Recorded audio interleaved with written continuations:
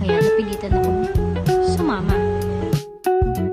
Bago umalis, ihanda ko na rin ang mga kailangan kong gamitin, kabilang ang jacket, medicines, kagaya ng Bonamine at cetirizine.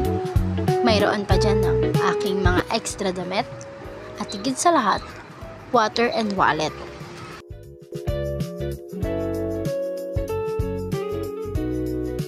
I prepare medicine para na rin makaiwas sa mga sitwasyong gaya nito.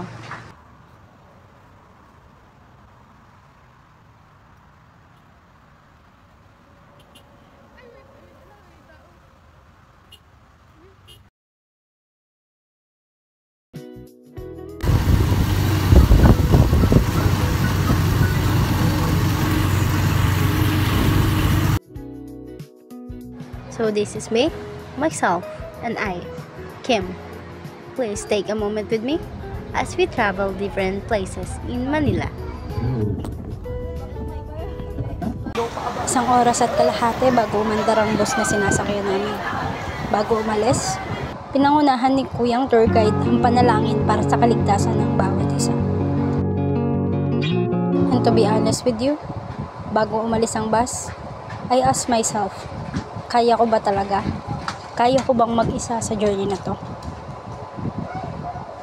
So guys, as you can see in the video, medyo tipon-tipon yung mga student. It is because this is the first stopover that we did during our tour. Dito kami nag-take ng aming first meal, which is the breakfast.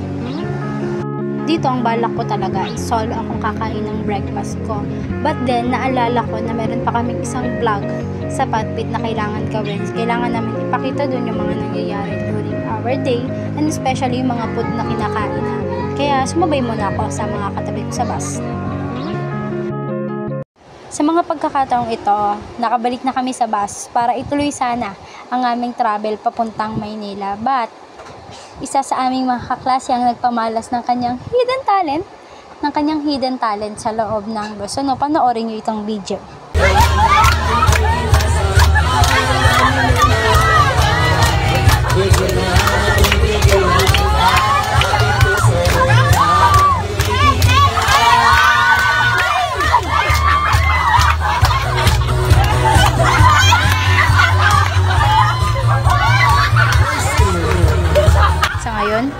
Yan na siguro ang pinakamasayang moment ng educational tour na to.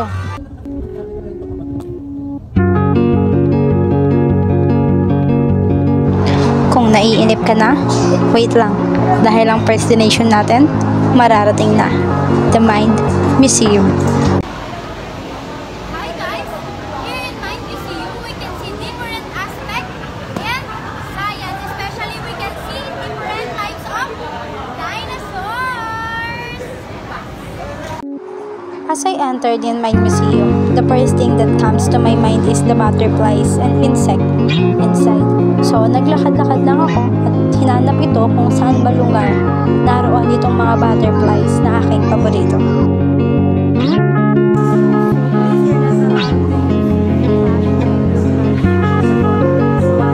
Alam nyo ba guys, kung bakit favorite ko ang butterflies? Ito, trivia lang. Those butterflies always remind me what Eman Atienza said during her interview in Tony Talks. She said that those who were seen dancing thought to be insane by those who couldn't hear the music. In this part, we're going to the second floor of the Mind Museum kung saan makikita natin yung galaxies and different games to the sky. Sa part na to, masyado kaming nilula, hinilo, but at the same time, namangha. We're very amazed na makita yung ganung setup na para talaga kaming nasa sky at kalapit lang namin yung mga stars. So, hi again guys. Nandito na po tayo sa ating panibagong area of responsibility. Panibagong area kung saan may masasaksihan tayo. It is, as you can see at my back, it is a representation of human history from Lucy to Homo sapiens. Hi! It's Kim again. So, kanina, I show you the representation of human history, but now I will show you this kind of big species that you'll find in the oceans. So, clear muna naman. It's very creepy yung mall niya. Let me show you at the back. So, yan. A big mouth. From here to there. And wala na tayong nakikita sa loob because we're not allowed to use flashlight. And then, ganun siya kalaki. Siguro if we will see this kind of species in personal or in real life, siguro magkakaroon tayo ng shock. Kasi sobrang laki niya, as in kaya niyang makita or makain ang mga tao kahit nasa malalim. Ano po?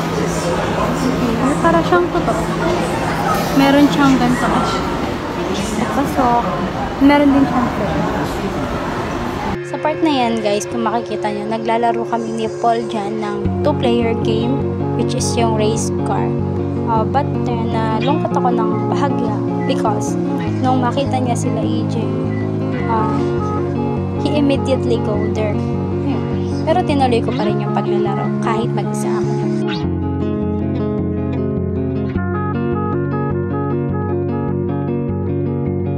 Most exciting part ang Vikings dahil gutom na tayo from 2 AM up to 12 noon, hindi pa tayo kumakain, kaya let's go at lumukang na tayo.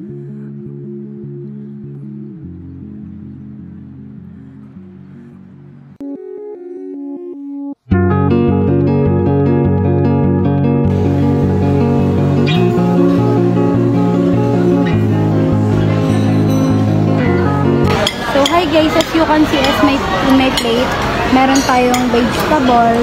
Here, the vegetable. It's patatas or potato. It's pasta, the vegetable, the rice, and the pork. So, kompleto siya.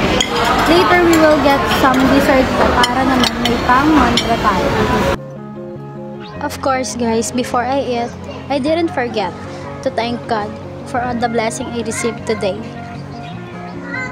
especially the food on my plate and the people around me.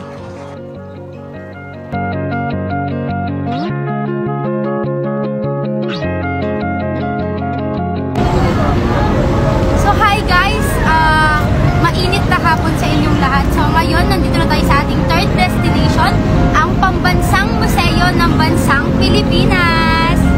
So guys, as you can see at my back, napakaraming pagpuri ng banig na nagagamit natin. Ano po? Noong sinaunang panahon, itong mga uri ng banig na ito ay nagamit natin hindi lamang sa paghahabi, hindi pati na rin sa paglilibing ng ating mga ninuno or ng ating mga bayani. Here guys, some clips na lang yung pinakita ko. It is because our tour guide said that medyo humahapon na and we need to go to Star City pa as soon as possible para mas marami tayong time para mas mag-enjoy daw doon.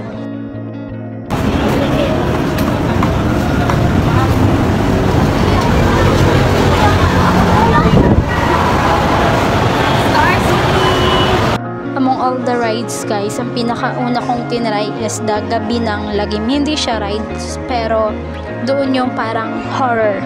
But sadly guys, hindi kami pinayagan or hindi ako pinayagan na mag-record kahit nakiusap na ako kay kuya. So hindi ko napakita yung reaction ko during that moment.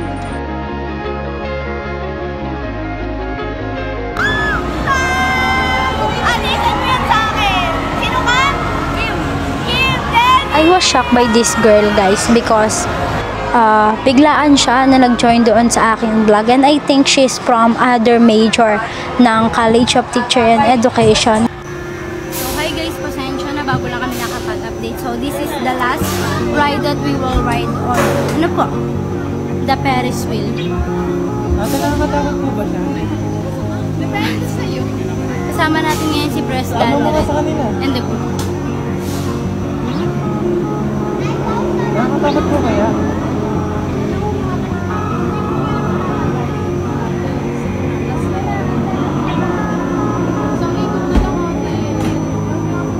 As of now, sinushirt namin na makakababa pa kami ng buhay.